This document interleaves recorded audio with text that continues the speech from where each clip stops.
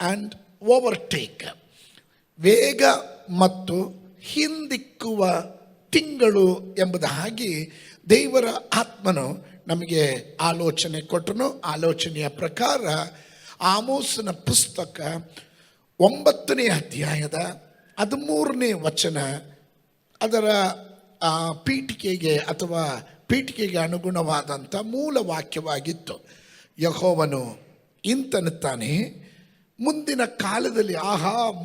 ಕಾಲದಲ್ಲಿ ಉಳುವವನು ಕೊಯ್ಯುವವನ ಹಿಂದೆ, ದ್ರಾಕ್ಷೆ ತುಳಿಯುವವನು ಬಿತ್ತುವವನ ಹಿಂದೆ ಒತ್ತಿಕೊಂಡು ಹೋಗುವರು. ಬೆಟ್ಟಗಳು ದ್ರಾಕ್ಷಾರಸವನ್ನು ಸುರಿಸುವವು, ಎಲ್ಲ ಗುಡ್ಡವು ಕರಗುತ್ತವೋ ಎಂಬಂತಿರುವವು. ಇದಾಗಿತ್ತು 1ನೇ ತಾರೀಕು ದೇವರು ಕೊಟ್ಟಂಥ ಆಲೋಚನೆ ಈ ತಿಂಗಳಿಗೆ. ನಾನು ಹೀಗೆ ಹೇಳಿದೆ, ದ್ರಾಕ್ಷಾರಸವನ್ನು ಸುರಿಸುವವು, ಬೆಟ್ಟಗಳು ದ್ರಾಕ್ಷಾರಸವನ್ನು ಸುರಿಸುವವು. ಹೇಗೆ? ಅದು ಇಂಪಾಸಿಬಲ್. ಬೆಟ್ಟದಿಂದ ದ್ರಾಕ್ಷಾರಸ ಸುರಿಸಕ್ಕಾಗುತ್ತಾ? ಇಂಪಾಸಿಬಲ್. ಆದರೆ ದೇವರಾತ್ಮನ ಹೇಳಿದನು, ಈ ತಿಂಗಳು ಅಸಾಧ್ಯವಾದ ಕಾರ್ಯಗಳನ್ನು ದೇವರು ನಡೆಸಲಿಕ್ಕೆ ಹೋಗ್ತಾನೆ. ಆಮೇನ್. ನಾನು ಅದಕ್ಕೆ ಮುಂಚಿತವಾಗಿ 1-2 ಕಾರ್ಯಗಳು ನಿಮ್ಮ ಅರಿವಿಗೆ ತರ್ತೀನಿ. For God there is no time. ದೇವರಿಗೆ ಸಮಯವೆಂಬ ಪಿನೋಮಿನ ಇಲ್ಲ. ಆತನಿಗೆ ಭೂತಕಾಲವಾಗಬಹುದು, ವರ್ತಮಾನ ಕಾಲವಾಗಬಹುದು, ಭವಿಷ್ಯತ್ ಕಾಲವಾಗಬಹುದು. ಇದು ಯಾವುದು ದೇವರಿಗಿಲ್ಲ. Because my God is a eternal God. ಅವನು ನಿತ್ಯನಾದ ದೇವರಾಗಿರೋದ್ರಿಂದ ಅವನಿಗೆ ಸಮಯದ ಪಿನೋಮಿನ ಇರೋದಿಲ್ಲ. ಆದರೆ ಏತಕ್ಕೋಸ್ಕರ ಸಮಯವನ್ನು ದೇವರು ಉಂಟು ಮಾಡಿದನು? Y god created the time. ಆ ಟೈಮ್ ಯಾಕೆ ದೇವರು ಉಂಟು ಮಾಡಿದನೋ ಅದು ನಮಗೋಸ್ಕರವಾಗಿದೆ. ದೇವರು ಸಮಯವನ್ನು ಉಂಟು ಮಾಡಿರುವುದು ನಮಗೋಸ್ಕರವಾಗಿದೆ. ಕಳೆದ ದಿವಸಗಳಲ್ಲಿ ನಡೆದ ಘಟನೆಗಳಲ್ಲ, ಭವಿಷ್ಯವನ್ನು ದೇವರು ಕಂಡುಕೊಂಡು ನಿನ್ನ ಜೀವನದಲ್ಲಿ ಕೆಲವೊಂದನ್ನು ಅನುಮತಿ ಮಾಡ್ತಾ ಇದ್ದಾನೆ. ಹಲ್ಲೆಲೂಯಾ. ಕೆಲವೊಮ್ಮೆ ತಡ ಆಗಿರ್ಬೋದು, ಆದರೆ ದೇವರ ಆತ್ಮನ ಹೇಳ್ತಾ ಇದ್ದಾನೆ, ಮಾರ್ಚ್ ತಿಂಗಳಲ್ಲಿ ನೋ ಮೋರ್ ಡಿಲೇ. ಇನ್ನು ತಡ ಆಗೋದಿಲ್ಲ. Because god created time for us. ನಮಗೊಂದು ಸಮಯವನ್ನು ದೇವರು ಗೊತ್ತು ಮಾಡಿದ್ದಾನೆ. ಆ ಸಮಯಕ್ಕೆ ನಾವು ಪ್ರವೇಶ ಮಾಡ್ತಾ ಇರೋದ್ರಿಂದ ಇನ್ನೂ ತಡವಾಗೋದಿಲ್ಲ. ಇನ್ನು ನಮ್ಮ ಅವಶ್ಯಕತೆಗಳನ್ನು, ನಮ್ಮ ವಿಷಯಗಳ ಮೇಲೆ ದೇವರ ವೇಗ ಹೆಚ್ಚಾಗುವಂಥದ್ದಾಗಿದೆ. ನನ್ನ ಆತ್ಮದಲ್ಲಿ ನಾನೊಂದು ಶಬ್ದವನ್ನು ಕೇಳಿದೆ. ನನ್ನ ಜನರ ಜೀವನದಲ್ಲಿ ಕೆಲವೊಂದು ಬಿಡುಗಡೆಗಳು, ಕೆಲವೊಂದು ಆಶೀರ್ವಾದಗಳು ಎಲ್ಲೋ ಕೈಗೆ ಬಂದಿದ್ದು ಬಾಯಿಗೆ ಬರದಂತೆ, ಎಲ್ಲೋ ನಿನ್ನೇನು ನಡಿಬೇಕಾಗಿರುವಂಥ ಕಾರ್ಯಗಳು ಡಿಲೇ ಆಗಿ ಸ್ಟಕ್ ಆಗಿ ನಿಂತೋಗಿರುವಂಥ ವಿಷಯಗಳ ಮೇಲೆ ಈ ತಿಂಗಳು ದೇವರು ನಿಮ್ಮ ಕ್ಯಾಲೆಂಡರ್ಗಳನ್ನು ಅವನು ಚೇಂಜ್ ಮಾಡಕ್ಕೆ ಹೋಗ್ತಾ ಇದ್ದಾನೆ. ಹಲ್ಲೆಲೂಯಾ. ದೇವರು ನಿಮಗೋಸ್ಕರವಾಗಿ ವೇಗ ವರ್ಧನೆಯನ್ನು ಉಂಟು ಮಾಡಕ್ಕೆ ಹೋಗ್ತಾ ಇದ್ದಾನೆ. ಇನ್ನೂ ಡಿಲೇ ಆಗೋದಿಲ್ಲ.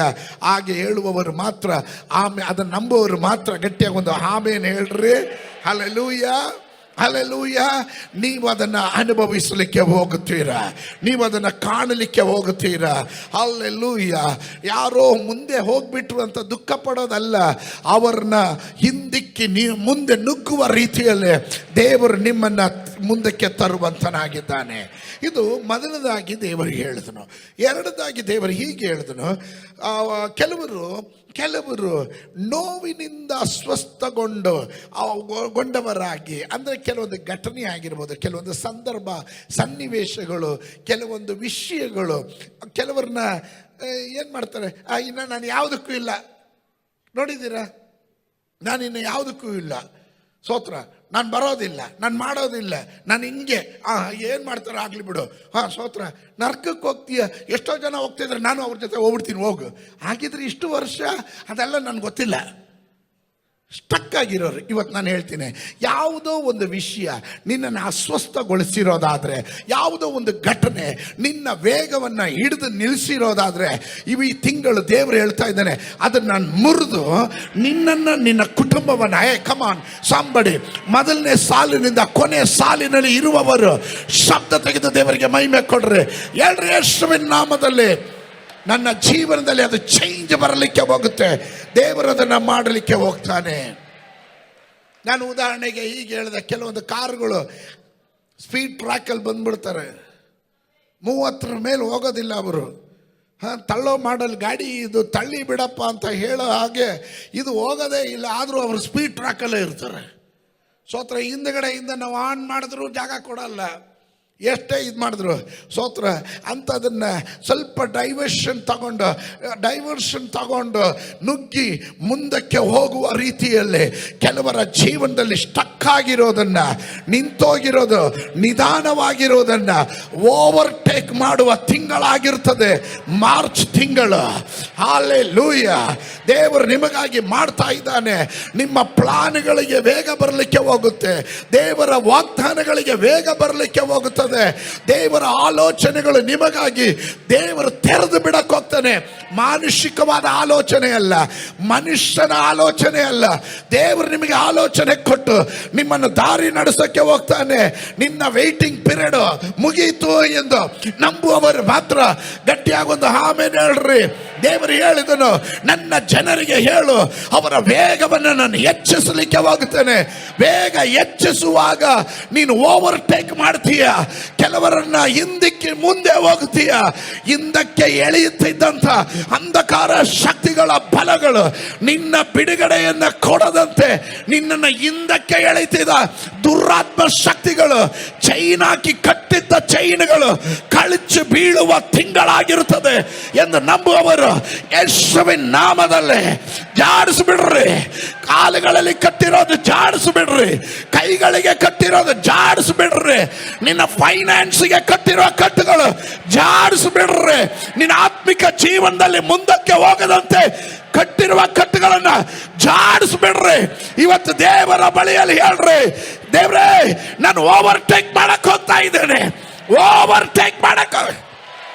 Come on, somebody shout hallelujah. ದೇವರು ಹೇಳಿದ್ರು, ಪ್ರೋಸೆಸ್ ಇಲ್ಲದೆ ಕೆಲವೊಂದು ಫುಲ್ಫಿಲ್ಮೆಂಟ್ಗಳು ನಿನ್ನ ಜೀವನದಲ್ಲಿ ಪ್ರಕ್ರಿಯೆಗಳಿಲ್ಲದಂತೆ, ಪ್ರಕ್ರಿಯೆಗಳನ್ನು ದಾಟಿ ದೇವರು ನಿನ್ನ ಜೀವನದಲ್ಲಿ ಅದ್ಭುತ ಮಾಡಕ್ಕೆ ಹೋಗ್ತಾನೆ.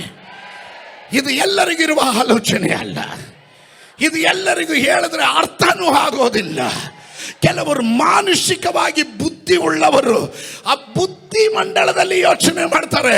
ಆದರೆ ನಾನು ಇವತ್ತು ಹೇಳ್ತಾ ಇರೋದು ಆ ಬುದ್ಧಿ ಮಂಡಳದಲ್ಲಿ ಯೋಚನೆ ಮಾಡೋವರಿಗಿರೋ ಆಲೋಚನೆ ಅಲ್ಲ, ದೇವರ ಅಲೌಕಿಕ ಮಂಡಳವನ್ನು ಚಿಂತೆ ಮಾಡುವ, ಸೂಪರ್ ನ್ಯಾಚುರಲ್ ನಲ್ಲಿ ಜೀವಿಸೋದಕ್ಕೆ ತಯಾರಾಗಿರುವ, ನಂಬಿಕೆ ಇಟ್ಟಿರುವ ಅವರಿಗಿರುವ ಆಲೋಚನೆ ನಾನು ಹೇಳ್ತಾ ಇದ್ದೇನೆ. ಕಮ್ ಆನ್ somebody, ನಿನ್ನ ಕ್ಯಾಲೆಂಡರ್ ಅನ್ನ ದೇವರು ಚೇಂಜ್ ಮಾಡಕ್ ಹೋಗ್ತಾ ಇದ್ದಾನೆ.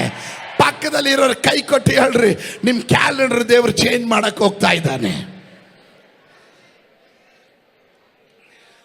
ನಿಮ್ಮ ಕ್ಯಾಲೆಂಡರ್ನ ದೇವರು ಚೇಂಜ್ ಮಾಡಕ್ ಹೋಗ್ತಾ ಇದ್ದಾನೆ. ಆಮೇಲೆ ಕಾನಾ ಊರಿನ ಮದುವೆಯ ಕುರಿತು ನಾನು ಮಾತನಾಡಿದೆ. ಒಂದು ದ್ರಾಕ್ಷಾರಸ ಪ್ರೋಸೆಸ್ ಸಿಂಪ್ಲಿ ಆಗಲ್ಲ. ದ್ರಾಕ್ಷಾರಸ ವೈನ್ ಮಾಡೋದಂದ್ರೆ ವೈನ್ ಎಷ್ಟು ಹಳೇದಾಗುತ್ತೋ ಅಷ್ಟು ಶೌರ್ಯ ಅದಕ್ಕೆ ಹೆಚ್ಚು. ಎಷ್ಟು ವರ್ಷ, 200 ವರ್ಷ ಹಳೇದು, 300 ವರ್ಷ ಹಳೇದು ಅಂದಾಗ ಭಯಂಕರ ರೇಟ್ ಅದಕ್ಕೆ. ಸ್ತೋತ್ರ. ಅದು ಮದುವೆಗೋಸ್ಕರ, ಯಹೂದ್ಯರ ಮನೆಗಳಲ್ಲಿ ಮದುವೆ ವಿಶೇಷ ಸಂಭ್ರಮ ಕಾರ್ಯಗಳಿಗೋಸ್ಕರ ವರ್ಷಾನುಗಟ್ಲೆ ಅದನ್ನು ಜೋಪಾನವಾಗಿ ಕಾಪಾಡಿಟ್ಕೊಂಡಿರ್ತಾರೆ. ಆದರೆ ಯೇಸು ಸ್ವಾಮಿ ಕಾನಾ ಊರಿನ ಮದುವೆಗೆ ಬಂದಾಗ ಆ ಮನೆಯಲ್ಲಿ ಉಂಟಾದ ಕೊರತೆ ಏನು ಗೊತ್ತಾ? ದ್ರಾಕ್ಷಾರಸದ ಕೊರತೆ, ತಕ್ಷಣ ಮಾಡಿದ್ರೆ ಒಂದು ಟೇಸ್ಟ್ ಇರಲ್ಲ, ಶೌರ್ಯ ಇರಲ್ಲ, ಅದಕ್ಕೆ ಬೆಲೆ ಇರೋದಿಲ್ಲ.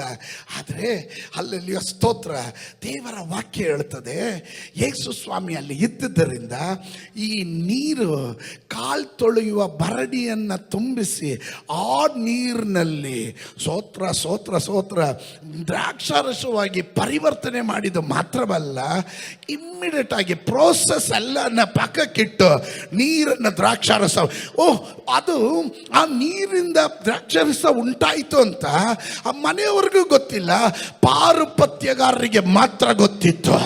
ಪಾರುಪತ್ಯರಿಗೆ ಸ್ತೋತ್ರ ಮಾತ್ರ ಗೊತ್ತಿತ್ತು. ಇವತ್ತು ಹೇಳ್ತೀನಿ, ನಾನು ನಿಮಗೆ ಹೇಳ್ತೇನೆ, ಕೆಲವರಿಗೆ ಗೊತ್ತೇ ಆಗೋದಿಲ್ಲ ನಿನ್ನ ಜೀವನದಲ್ಲಿ ದೇವರು ಮಾಡಿರುವ ಮಹತ್ ಕಾರ್ಯ.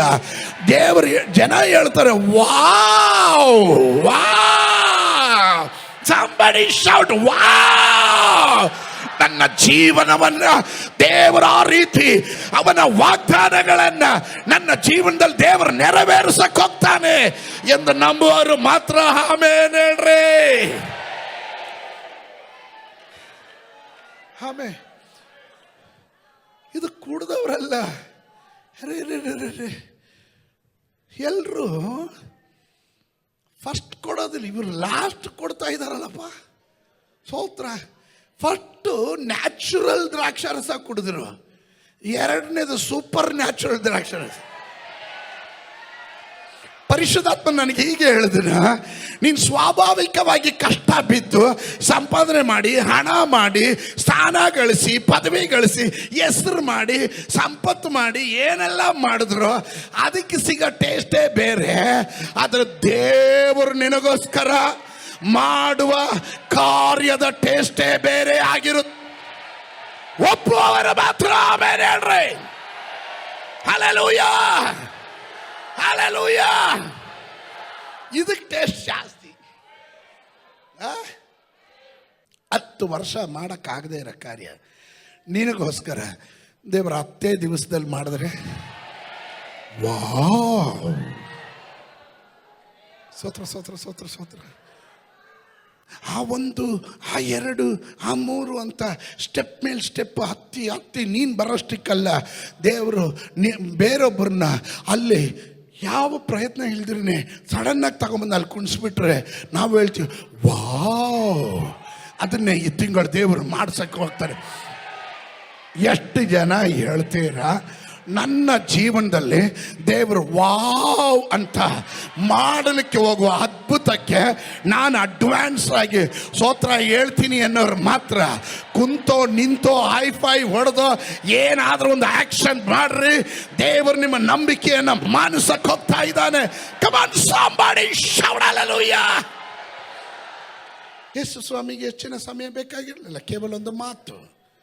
ಆ ಮಾತನ್ನು ಕೇಳಿದ ಜನ ಅನುಸರಿಸಿದ್ರು, ಮಿರಾಕಲ್ ಕಂಡ್ರು.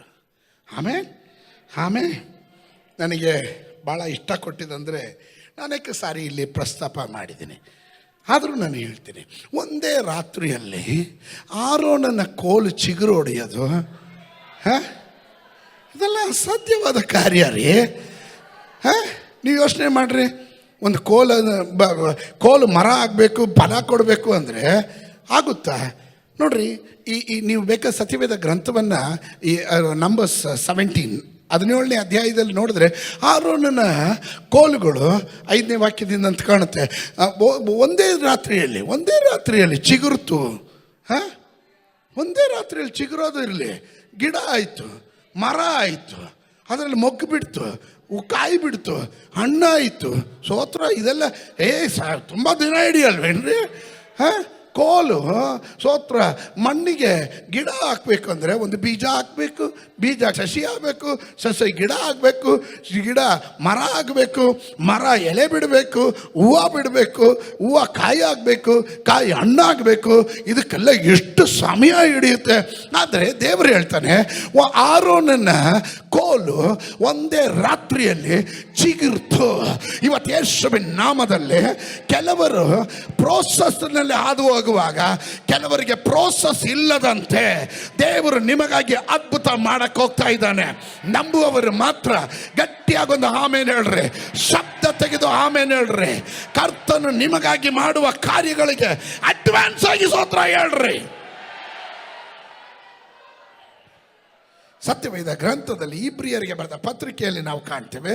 ಇಬ್ರಿಯರಿಗೆ ಬರೆದ ಪತ್ರಿಕೆ 9ನೇ ಅಧ್ಯಾಯದ 4ನೇ ವಚನ ಹೇಳ್ತದೆ, ಆ ಮಂಜೂಷದ ಒಳಗೆ ಮನ್ನ ಇಟ್ಟಿದ ಚಿನ್ನದ ಪಾತ್ರೆಯು, ಆರೋನನ ಚಿಗುರಿದ ಕೋಲು, ಒಡಂಬಡಿಕೆ ಬರೆದಿದ್ದ ಕಲ್ಲಿನ ಅಳಿಗೆಗಳು ಇದ್ದವು.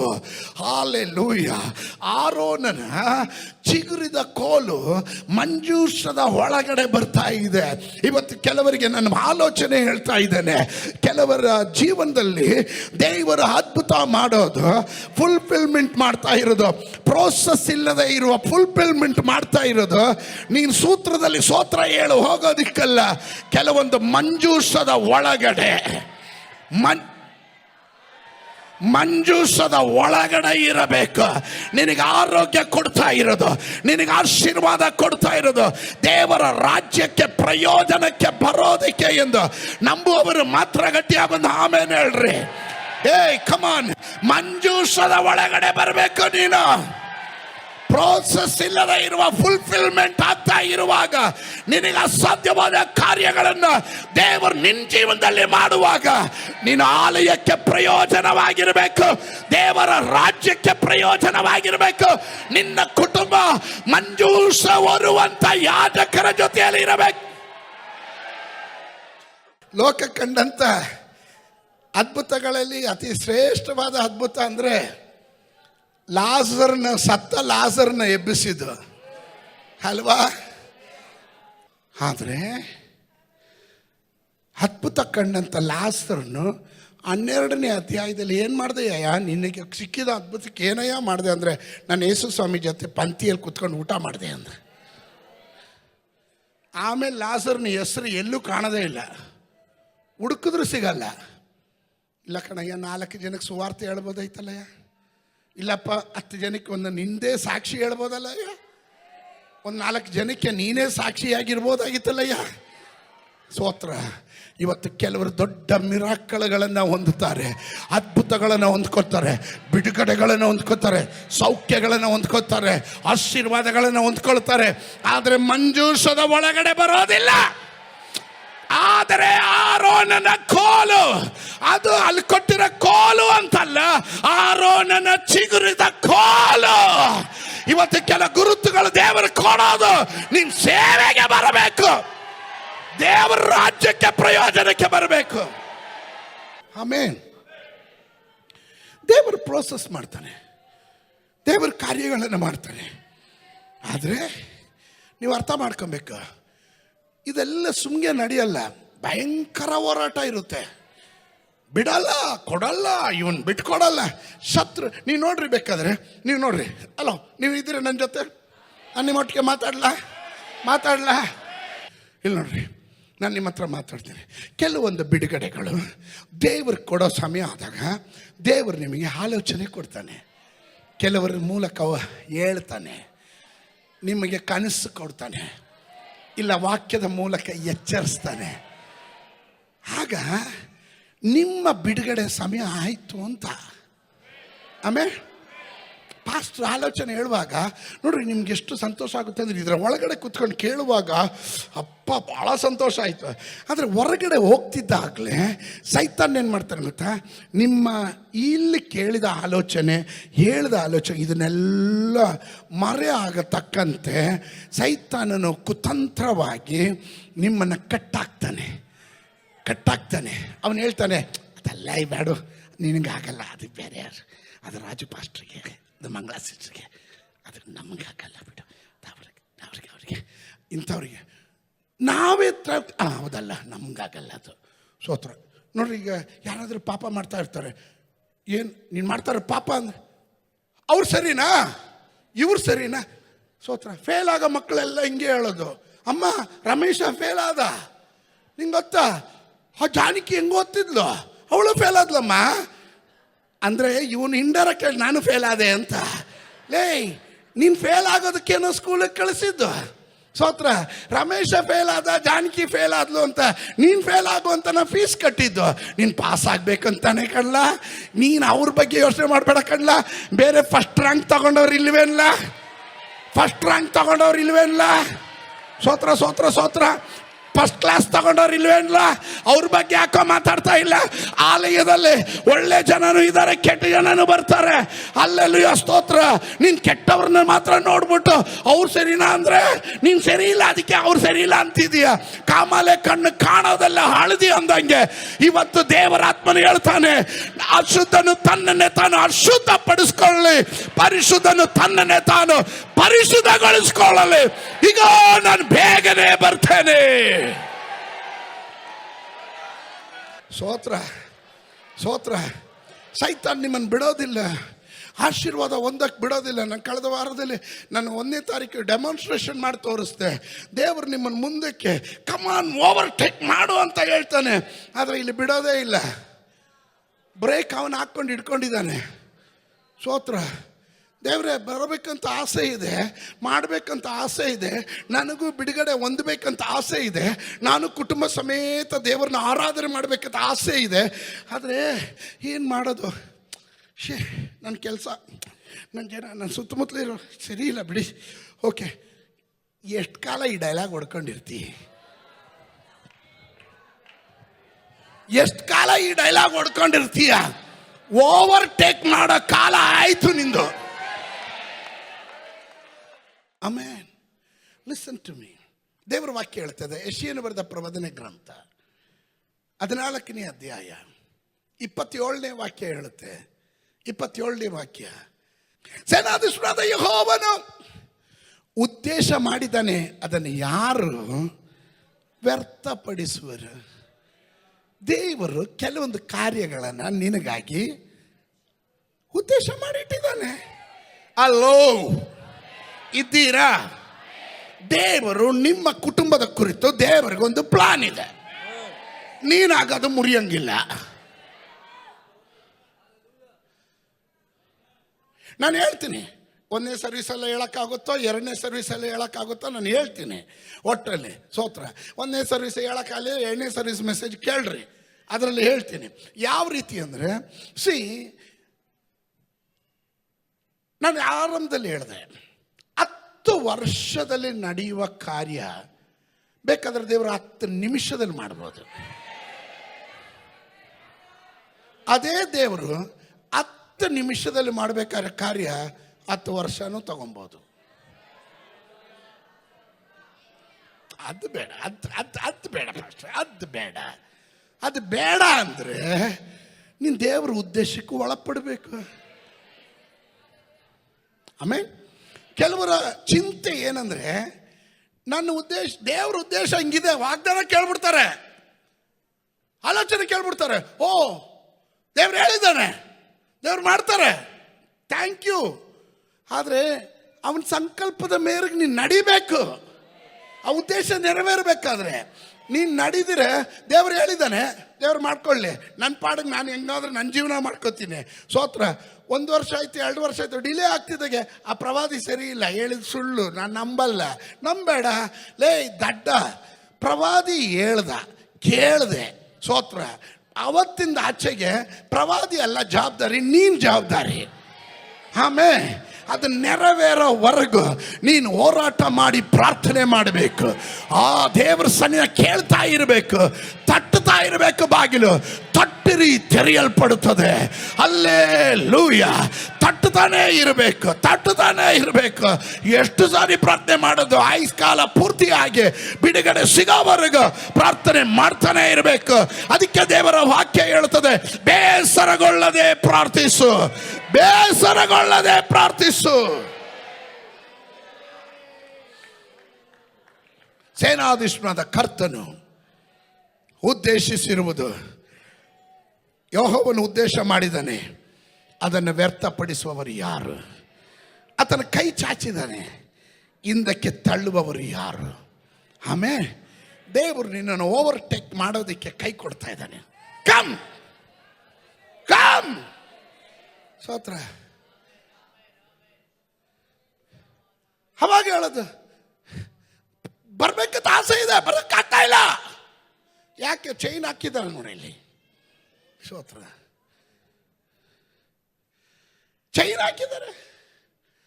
ಕೆಲವೊಮ್ಮೆ ನೋ ಪಾರ್ಕಿಂಗ್ ಅಲ್ಲಿ ಗಾಡಿ ಪಾರ್ಕ್ ಮಾಡಿಬಿಟ್ಟು ಹೋಗ್ಬಿಡ್ತೀರ. ಸ್ತೋತ್ರ. ಮುಂಚೆ ಎಲ್ಲ ಚೀಟಿ ಗೀಟಿ ಬರೆದು ಇಟ್ಬಿಟ್ಟು ಹೋಗೋರು. ಈಗ ಹಂಗಲ್ಲ, ಟಯರ್ಗೆ ಲಾಕ್ ಮಾಡಿಬಿಟ್ಟು ಹೋಗ್ಬಿಡ್ತಾರೆ. ಸ್ತೋತ್ರ.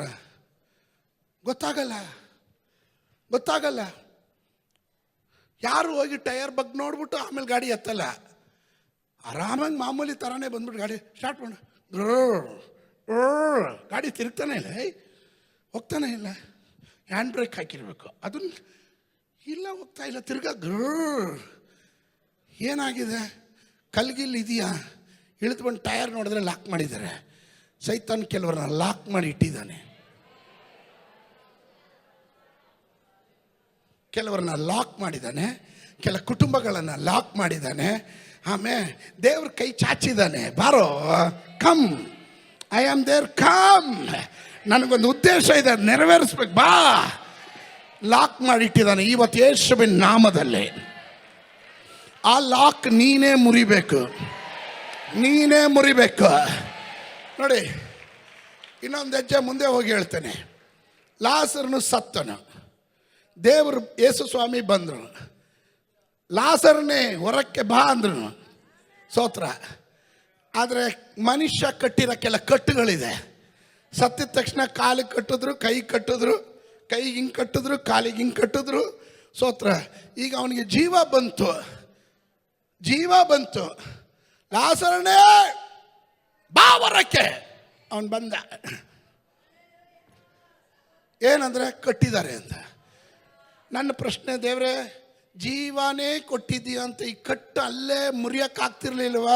ದೇವ್ರಿಗೆ ಯೇಸು ಸ್ವಾಮಿ ಹೇಳ್ತಾರೆ, ಮನುಷ್ಯ ಕಟ್ಟಿದ ಮನುಷ್ಯನೇ ಬಿಚ್ಚಬೇಕು. ಇವತ್ತು ನೀನು ಕಟ್ಟಿದ ನೀನೇ ಬಿಚ್ಚಬೇಕು. ನೀನು ಬಿಚ್ಚಕ್ಕೆ ರೆಡಿ ಆದರೆ ನೀನು ಹೊರಗಡೆ ಬರ್ತೀಯ. ಎಷ್ಟು ಜನ ಹೇಳ್ತೀರ, ನಾನು ಸಮಾಧಿಯಿಂದ ಹೊರಗಡೆ ಬರ್ತೀನಿ? ಇದ್ದೀರಾ ನೀವು? ನಿಮಗೆ ಅರ್ಥ ಆಗ್ತಾ ಇದೆಯಾ?